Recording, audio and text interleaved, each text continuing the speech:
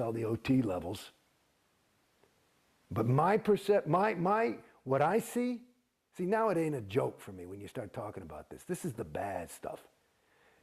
I think, from my own experience and from what I've seen, I think the further up you go up the bridge, the worse you get. That's what I see. Some people are happier, but who's happy? I submit to you that it's not them anymore. And I know people that are troubled to death. They've just finished OT8 and they have migraines. Migraines? A fucking clear doesn't have migraines. It's an OT8, for God's sakes. Migraines? Migraines is an engram that you can handle in... I mean, come on. How do they... And they're still fucking gung-ho and head OT ambassadors and all this shit and running around trying to do the job of the OT8s who are really the powerhouses. And so they believe that. And so they're happy because I'm fucking doing something to save the planet. And they're running around doing this stuff, but it's just like that theta trap. It's just one guy's stuck in a theta trap and he's unhappy, another guy's stuck in it and he's happy. Because he's convinced himself and he's just, I mean, it's awful. What's worse? I'd rather be depressed than that. Than oy, oy, oy. It's sad. I mean. So what would you say to people who are still in? Well, somebody's still in, listen, you got to make your own move. But it's like this. This is, hopefully this will communicate. Like I said before, I used to smoke. I had my little son, and I never smoked in front of my son. But kids are smart. And he'd find a cigarette, and he'd be going like this. And he couldn't even walk. And I said, I got to fucking quit. And I couldn't quit. I tried to quit a whole bunch of times. I found this thing called the easy way to stop smoking. It worked for me, okay? And it was easy. It was very easy. It's part of the whole smoking thing, according to this thing that worked for me, is that it's not as bad as you think it is, okay? And so for somebody who's in, it's as far gone as I say you are as you go up. It's the difference between waking up and being asleep is the difference between waking up and being asleep. And it's like sometimes when you're asleep, you can still hear the shit that's going around because you're only half asleep. You're not that fucking brainwashed. So I'm here to tell you, this is what I say. Wake up. And you can hear it. There was actually a little process that LRH ran. Some processes are good, okay? And he used to run it, and he says sometimes you can actually cure somebody of insanity, which is what we're talking about.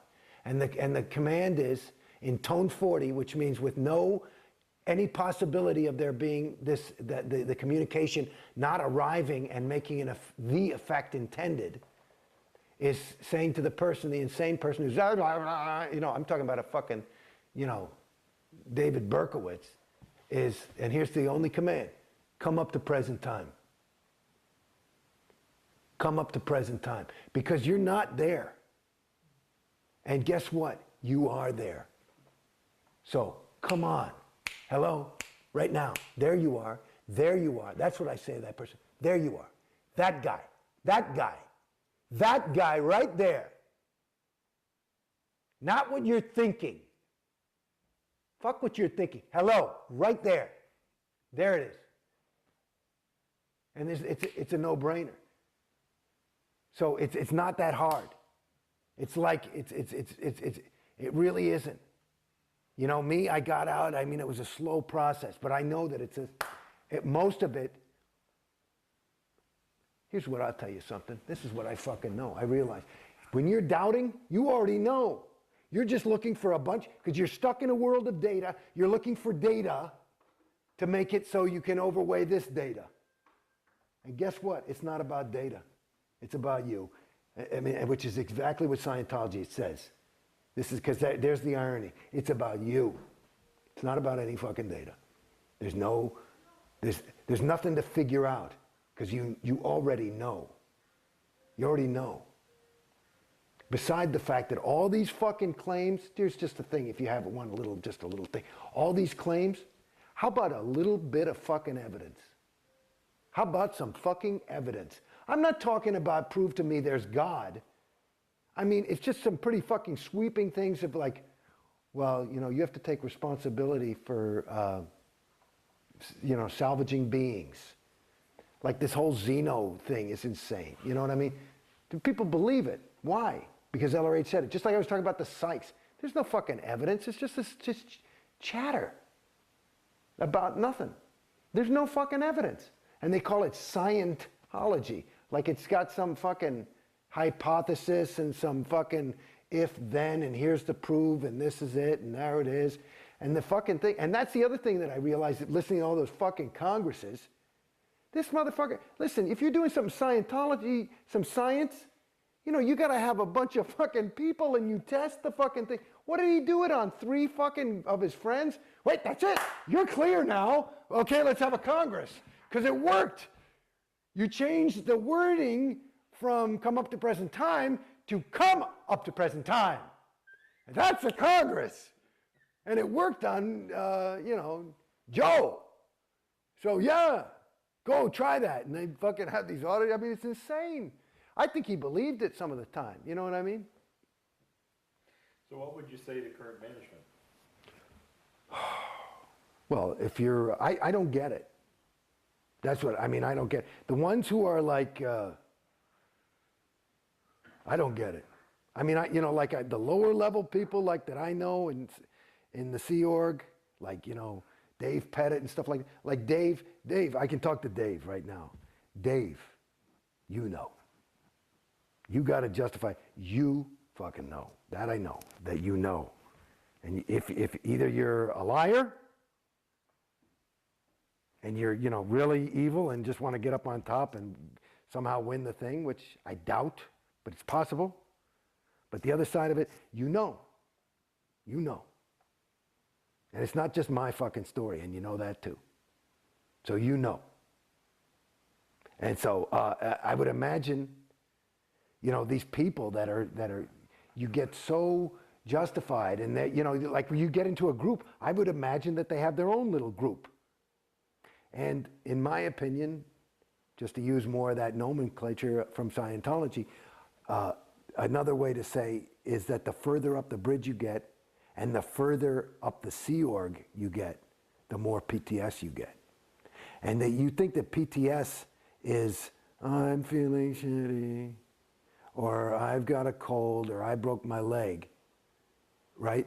You think that's what it is. That's a level of PTSness, at least you're aware something's wrong. When you're sitting there and you're so fucking PTS that you think you're fucking saving this sector of the fucking galaxy, all you can, it's just time, what can you say? Either, hopefully, for your own sake, you're just a plain old SP and you want money and power. If you actually believe that shit, which I don't, because remember, me talking now, you can wake up just like that. If you really believe that, then you're so far gone. That is that's gone. That's gone. And I don't believe anybody's that gone. You just, it's like a guy who has a $500 a day habit. He started with 1 toke or whatever the fuck it is. It's just more, you start eating more and more of this shit to the point where you believe and you've got all these things. Because I know if you're that far up in the fucking exec management level, you've committed so many fucking overts and justified so many evil fucking deeds. You know it. A blind man could see it. I don't even have to know what it is, I can tell. That's why I'm so happy Mike Rinder got out. And he was the worst piece of PR you guys had. Because I would look at that guy and you could just tell that guy he was bad. He had done a lot of bad things. I just saw it. You could tell, they put him on to defend people, Scientology. You put the Dalai Lama on and you look at him and you say, there's a sweet guy, I don't know what Buddhism is, but you can tell that's good. Deepak Chopra, okay, he wants a couple of bucks, but he's trying to help him. This is a guy who's like, Yeah, I mean, he's dark.